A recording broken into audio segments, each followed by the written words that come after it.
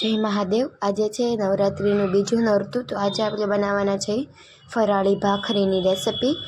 તેની માટે આપણે સામગ્રી જોઈશે 2 બાફેલા બટેકા। બાફેલા બટેકાને સરસ રીતે ખમણી લઈશું। અમે અમારી રીતે બટેકા લીધા છે, તમે તમારી રીતે બટેકા લઈ શકો છો। તમારે જેટલો લોટ બાંધવો હોય તેટલા તમે બટેકા લઈ શકો છો। બટેકાને એકદમ સરસ રીતે ખમણી લેવાના છે, જેથી કરીને બાફેલા બટેકા સરસ રીતે ખમણાઈ જાય।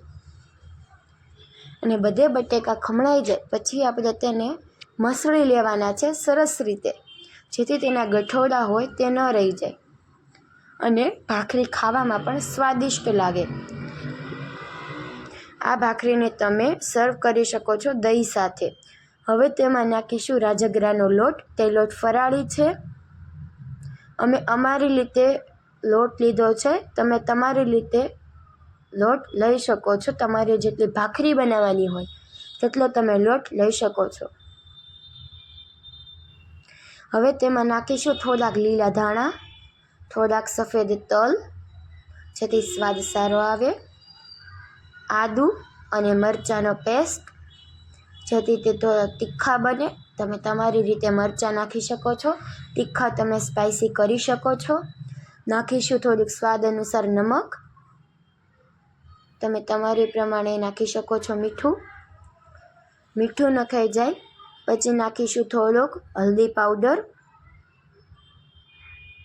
હલ્દી પાવડર નખાઈ જાય પછી નાખીશું આપણે ધાણા જીરું પાવડર અને લોટને સારી રીતે મિક્સ કરી લઈશું।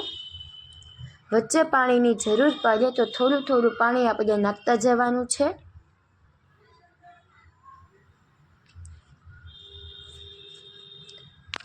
અને વચ્ચે 3 પાવડા જેટલું તેલ પણ નાખી લેવાનું છે, જેથી કરીને લોટ સારી રીતે બંધાઈ જાય।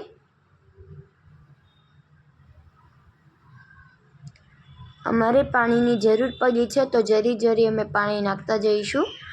એકસાથે પાણી નથી નાખી દેવાનું, થોડું થોડું કરીને પાણી નાખવાનું છે, જેથી લોટ થોડો કઠણ બની શકે ભાખરીની જેમ। હવે અમે નાખીશું થોડુંક તેલ, 3 પાવડા જેટલું તેલ નાખવાનું છે, જેથી લોટ સારી રીતે બંધાઈ જાય। લોટ બંધાઈ ગયો છે। હવે ફરીથી 1 પાવડા જેટલું અમે નાખીશું તેલ, જેથી ચારે તરફથી લોટ ચૂપકે નહીં। હવે સારી રીતે તેલને આજુબાજુ સરસ રીતે કરી લઈશું। હવે તમે જોઈ શકો છો કે લોટ એકદમ કઠણ અને સારી રીતે બંધાઈ ગયો છે। તેમાંથી આપણે ભાખરી બનાવવાની છે। હવે આ રીતે તમે લોટ બાંધી શકો છો। હવે ભાખરી બનાવવા માટે એક સરસ મજાનો લવો લો। તે લવાને આપણે પાટલી લેવાની છે અને પાટલીને તેના ઉપર નાખીને સરસ મજાની મીડિયમ સાઇઝની ભાખરી બનાવવાની છે।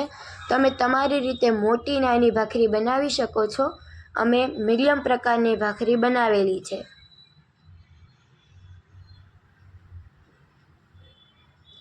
આ ભાખરીને તમે દહીં સાથે, ચટણી સાથે સર્વ કરી શકો છો।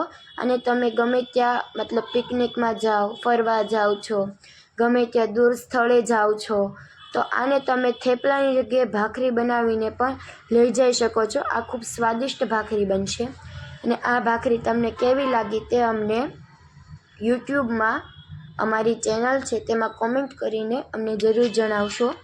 હવે કાંટા ચમચી લેવાની છે, તે ચમચીને ભાખરીમાં થોડા થોડા કાણા પાડવાના છે, જેથી કરીને તે ખૂબ ફૂલી શકે। કોમેન્ટમાં મજેદાર કરીને જરૂર જણાવશો અને લાઈક, શેર અને કોમેન્ટ કરવાનું ભૂલતા નહીં। સબસ્ક્રાઈબ ખાસ કરજો।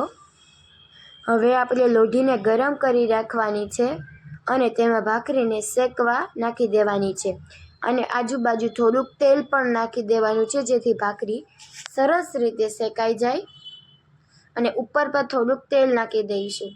નીચે ભાખરીને સરસ રીતે શેકાવા દેવાની છે, એકદમ ક્રિસ્પી થવા દેવાની છે। અને આમાં તમે થોડાક અજમા પણ નાખી શકો છો, જેથી કરીને તેનો ટેસ્ટ ખૂબ જ સારો આવશે.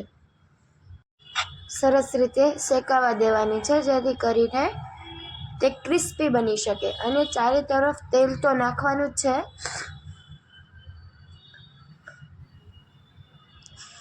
ભાખરીને થોડીક આમ દબાવીને કરવાની છે, જેથી ભાખરી ખૂબ ક્રિસ્પી બને અને ફૂલી શકે. ભાખરી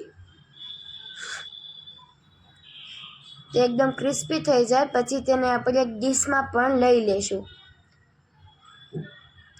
તેને દબાવીને તમે કરશો તો ભાખરી ફૂલશે.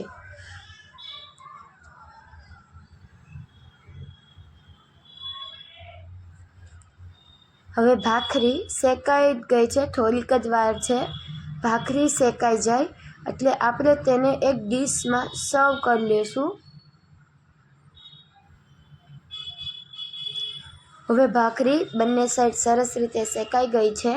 હવે તેને એક ડીશમાં સર્વ કરી લઈશું. અને તમે જોઈ શકો છો ખાવામાં એકદમ મજેદાર અને ટેસ્ટી લાગે છે. આ ભાખરી તમને ખાવામાં મજેદાર લાગી હોય તો અમારા સબસ્ક્રાઈબ કરવાનું, શેર કરવાનું, લાઈક કરવાનું અને કોમેન્ટ